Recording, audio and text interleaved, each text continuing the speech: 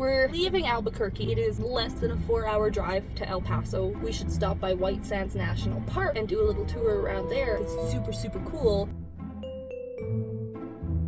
What do you think?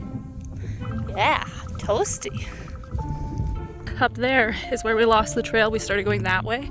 At least I assume this is where I'm supposed to be. And I remember it looping and connecting to itself. This is a very hard trail to maintain yourself on, even when you're the kind of person who really tries.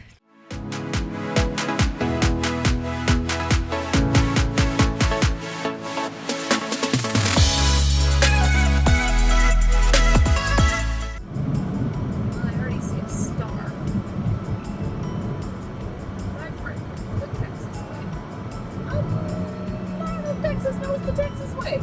852. What the fuck was that? What the fuck was that? Okay, I've never entered El Paso this way. I always have come the other way and exited. Why the fuck is the sign? We have like 18 miles to El Paso and 852 miles to Boma. What? Who the fuck is Boma? Why is that the next advertised thing? I have questions and no answers. Are they showing us how long it takes to get across the state of Texas? Is that like on the opposite side of Texas? Because I guarantee you there's other communities in between.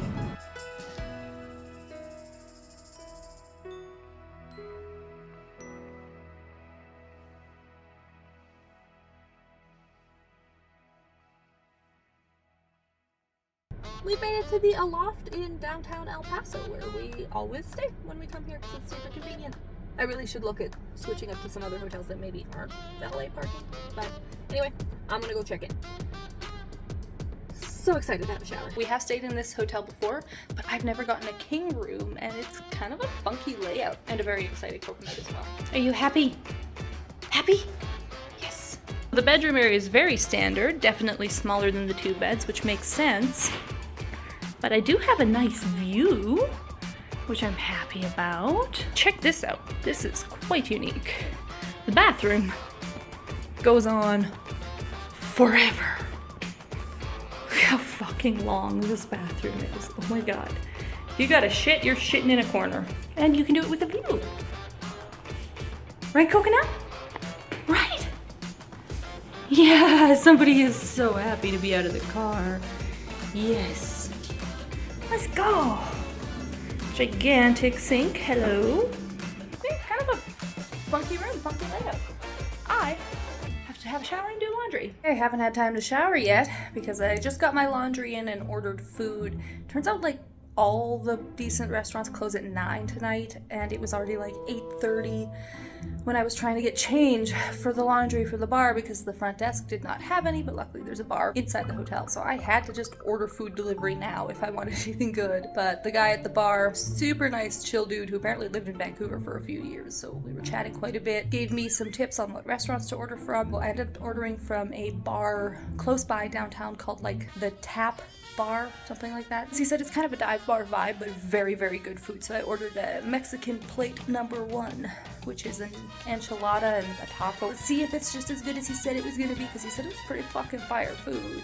And every other restaurant he recommended was closed or didn't do delivery. So this is what we got for tonight. Tomorrow we'll do the fancy place.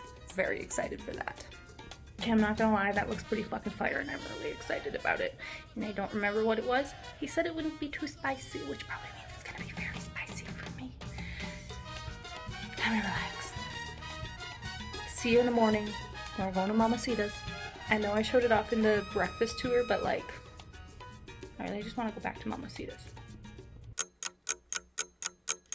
Welcome back to the bustling metropolis of El Paso, Texas. I've done most of my work for the day, so I'm finally gonna go out and get some food. And I know I said I was gonna go to the same restaurants I always go to, but I did not have time this morning to go to Mamacitas for breakfast. I figured maybe I should try somewhere new. I've got the hot take on a restaurant in El Paso that I absolutely have to go check out. It's called L&J, like the letter L and an ampersand and the letter J. Those are not the proper letters, that was just a squiggle. you know what I mean. Apparently it's fantastic and it's got a bunch of history to it. I think I looked on the website that it opened in 1927. Regardless, apparently like it's one of the places that celebrities hit up when they're in El Paso. It's supposed to be bomb. Pretty inexpensive as well. We're gonna go do that instead. El Paso has been having some interesting issues lately. I haven't looked into this yet, but I was informed today that there's been a mass influx of border crossing, people just like rushing the border and hopping over it, and overwhelming border security because they're coming in from, I believe he said Nicaragua, El Salvador, countries like that.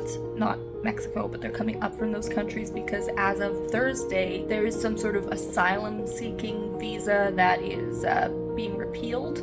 So as long as they get across the border before Thursday, they are granted asylum upon entering the United States. So there's been this huge rush at the border. And from what I understand, the downtown of El Paso, if I just walk in the wrong direction a block or two, is just a ton of people sleeping on the streets, just everywhere. That's really interesting that I didn't have a clue any of this is going on, because I guess it makes sense. I'm Canadian. Why would I know what's going on in America? Also, I didn't see it at all. Apparently it's this huge influx of people. It's been happening for a few months, but I looked around a little bit last night. I didn't see a bunch of homeless people sleeping on streets, so I don't know where this is supposed to be a problem at. People were telling me about it. From what I understand, the Marines were called in as backup because they're expecting a mass influx today and tomorrow before Thursday when this program officially ends. So that's pretty interesting. Should be a huge military presence in El Paso right now, and I'm right downtown where this is supposed to be happening, and I see absolutely none of it.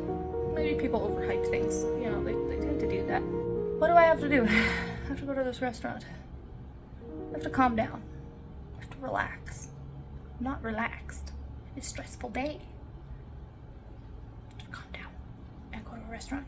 That was L&J Cafe, or is it L&J's Cafe? Open since 1927. Everybody was like, oh, you definitely gotta go there. They've got super tasty food. Maybe I ordered the wrong things. It was really, really tasty, but compared to the food I have had every other time I visited El Paso, it was kind of meh?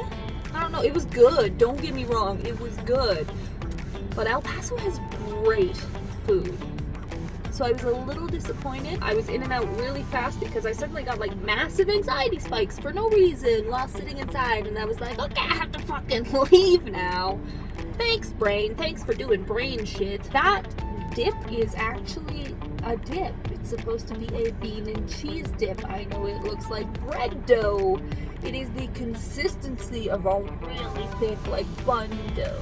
It's not. It is supposed to be bean and cheese dip, but if you try to just dip the chips into it, you will break them into a bunch of pieces, which is exactly what happened to me. So I had to use the spoon to cut the dip along the side of the bowl in order to then spoon it onto chips, And it honestly felt like I was eating dough. I know it's made with just beans and cheese and it tasted beany, but it fully tricked my stomach and my mouth into like, oh, we're eating some bread dough. Mom's making some homemade buns and we're eating bread dough as a little kid. Like, completely what that was like. I've never had a bean and cheese dip like that. I'm very confused. The consistency was odd. Is that a one-off or is it always like that here? I don't know. It was also very, very heavy. So by the time I got to the enchiladas, I was already like, ooh, this is enough food. And I got the chicken enchiladas with the green sauce, which is the less spicy sauce, which I actually found to be quite mild. Thank goodness. I was worried. It wasn't too bad. However, it had like a sweet sort of flavor to it that I wasn't overly about. It was okay. The enchiladas were okay. I would not get them again. If I came back here, I would try the tacos and see if maybe the enchiladas just aren't their specialty. I might have fucked up and ordered the wrong thing. I didn't actually look up what to order, what they're famous for before going there. So could be completely on me. I could have fucked up. But when you consider that I could have went back to ELEMI, which is like a fucking fine dining establishment in downtown that has the most incredible bean soup I've ever had in my life. Very hard to justify having gone here when you only have like 2 nights in El Paso and 1 good dinner if you're lucky. You want to make sure it's a really good dinner. I haven't had a chance to go back to Mamacitas yet. I might try to swing there in the morning. There was another Mexican restaurant I was interested in going to, but I just don't have time. They don't open till like 10 or 11 in the morning. This place does also offer breakfast. I would definitely come back and check out the breakfast next time. I'm a sucker for huevos rancheros, so I'd love to see what they can do for that. And it is in a very cute little area. It was very fun to drive over here. Quaint little Southwest style houses, palm trees. It's fun. But I don't know. Maybe the food's just not for me. Let's get back to the hotel.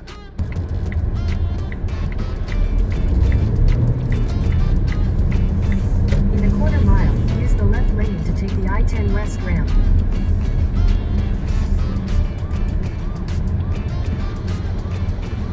Made it back through the bustling metropolis of El Paso and its many twists and turns. It took a whole, I don't know, 2 to 5 minutes or something. Anyway, drop our keys off to the valet because this hotel is valet only. And I'm gonna go inside and drink a bunch of coffee because I'm tired.